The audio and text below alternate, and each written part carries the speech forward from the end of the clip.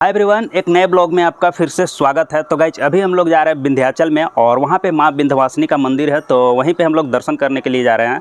तो अगर आप लोग यहाँ पे आने का प्लान कर रहे होंगे तो इस ब्लॉग को आप लोग लास्ट तक देखिएगा, क्योंकि इस ब्लॉग को देखने के बाद आपको बहुत आइडिया हो जाएगा कि यहाँ पे आना कैसे है, घूमना कैसे है और किन किन बातों का आपको सावधानी रखना होगा ताकि आप यहाँ पर ठगी का शिकार न हो। और अगर आप लोगों को यहाँ पर आना हो तो कौन सा आपको सुविधा बेस्ट रहेगा, ट्रेन, फ्लाइट या बस से, टोटल चीज़ आप लोगों को इस ब्लॉग में आप लोगों को क्लियर करेंगे। और अगर आप लोग यहाँ आने का प्लान कर रहे होंगे तो आने का टोटल कितना खर्चा होगा, यहाँ पे रहने का क्या सुविधा, टोटल इस ब्लॉग में आप लोगों को क्लियर करेंगे। तो ब्लॉग में आप लोग लास्ट तक बने रहिएगा, ब्लॉग बहुत ही मज़ेदार होने वाली है। तो चलिए ब्लॉग को कंटिन्यू करते हैं। तो गाइज हम लोगों का जो सफ़र शुरू होता है वो ट्रेन से शुरू होता है। और विंध्याचल जाने से पहले मैं आपको विंध्याचल के बारे में कुछ चीज़ जानकारी है जो कि आप लोगों को जानना जरूरी है, क्योंकि अगर उसके बारे में जानेंगे ही नहीं तो आप लोगों को वहाँ जाने का मज़ा ही किरकिरा हो जाएगा। तो सबसे पहले हम लोग बात करते हैं कि विंध्याचल एक्चुअली है क्या। विंध्याचल एक तीर्थ स्थान है जो कि माँ विंध्यवासिनी का निवास स्थान है। और यहाँ पे जो है मतलब माँ विंध्यवासिनी जो है निवास करती है। और ये जो गंगा तट के किनारे ये स्थित है विंध्याचल। और यहाँ पे आप लोगों को एक पुराना कथा है जो कि मैं आप लोगों को बता देना चाहता हूँ।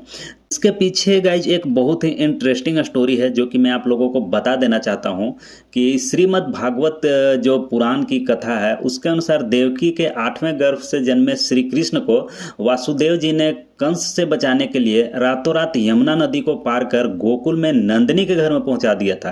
तो वहां यशोदा के गर्भ से पुत्री के रूप में जन्मी भगवान की शक्ति योग माया को ले आए थे। बाद में जब कंस को देवकी के 8वें संतान के जन्म का समाचार मिला तो वह कारागार में पहुंचा। उसने उस नवजात कन्या को पत्थर पर पटक कर जैसे ही मारना चाहा, वह कन्या अचानक कंस के हाथों से उड़कर आकाश में पहुंच गई और उसने अपना दिव्य स्वरूप प्रदर्शित कर दिया और कंस की वध की भविष्यवाणी की। और अंत में वह भगवती विंध्याचल चली गई और वो जो विंध्याचल था उसी को अभी हम लोग विंध्याचल के नाम से जानते हैं। और वही विंध्यवासिनी वहाँ पे गई थी तो उसी के नाम पे इसको विंध्याचल पड़ा है।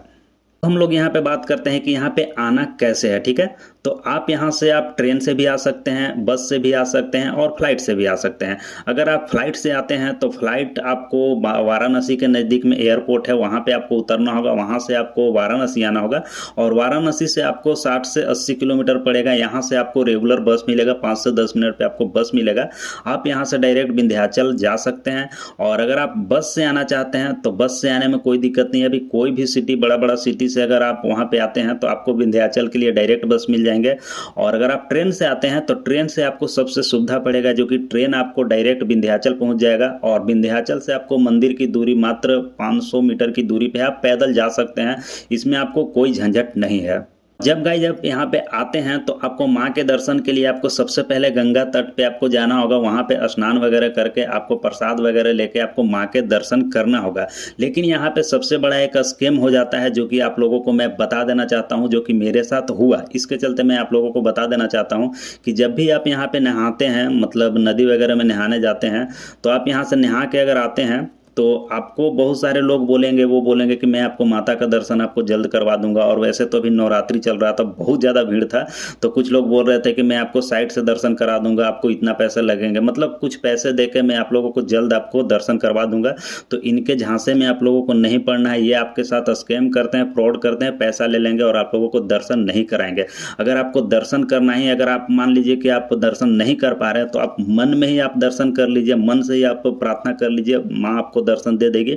और जो पैसा आप उस दलाल को देना चाहते थे वो पैसा आप यहाँ के अगर आप किसी गरीब को देते हैं तो वो आपको ज़्यादा आपको दुआ मिलेगा उससे। अगर गाइज आप गंगा नदी में आप डुबकी लगाना चाहते हैं, मेरा मतलब है कि अगर आप बोटिंग करना चाहते हैं तो आप वैसे ही बोट में चढ़े जो कि बड़ा हो और मोटर वगैरह से चलता हो, जो हाथ से चलता हो वैसा बोट में नहीं चढ़े हैं, और बड़ा बोट में चढ़े। और वहाँ पे जो लाइफ जैकेट होता है वो वहाँ पे होना चाहिए। अगर आप ये सब देख के चढ़ते हैं तो आपके लिए काफ़ी अच्छा है। और छोटा वगैरह अगर वैसे तो वहाँ पर आप जाएंगे तो बहुत सारे बोलेंगे कि मेरे नाव में आ जाइए, मेरे बोट में चढ़िए, लेकिन ये चीज़ आप ध्यान रखिएगा कि बड़ा बोट देख कर ही चढ़िएगा और जिसमें लाइफ जैकेट हो उसमें आप चढ़िएगा, क्योंकि यहाँ पे एक्सीडेंट, दुर्घटना वगैरह होने का यहाँ पे ज़्यादा चांस रहता है, तो आपका यहाँ पे नुकसान भी हो सकता है। ट्रिप है आखिर ये कितना दिन का है। तो अगर देखा जाए तो ये ज़्यादा लंबा ट्रिप नहीं है। अगर आप दूरी से आते हैं तो आपको ज़्यादा समय लग सकता है, लेकिन हम लोगों का जो ट्रिप था वो मात्र 1 दिन का ही था। हम लोग जिस दिन गए थे उस दिन नेक्स्ट डे हम लोग वहाँ से मतलब दर्शन वगैरह करके हम लोग उसी दिन मतलब 24 घंटा 48 घंटा के अंदर में ही हम लोग वापस आ गए थे।